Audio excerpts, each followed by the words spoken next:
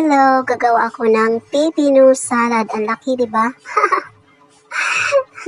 Ayan, may kutsilyo na ako. Mag-slice ako nito, mga guys.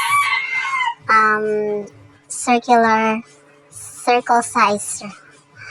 Ayan, guys, ang ganda. Puti-puti talaga ng pepino.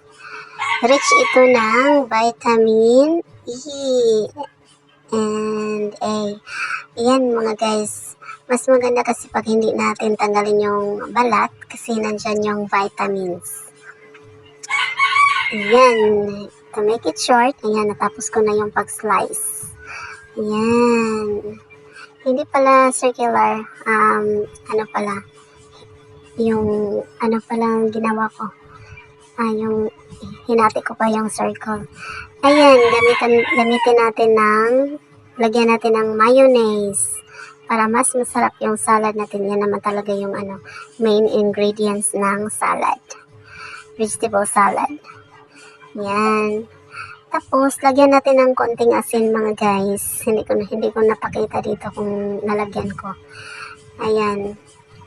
I-mix mo lang ito. At lagyan mo ng asin. Konting asin. Masarap na yan. Ayan. Tikiman na. Ayan. Ang sarap-sarap.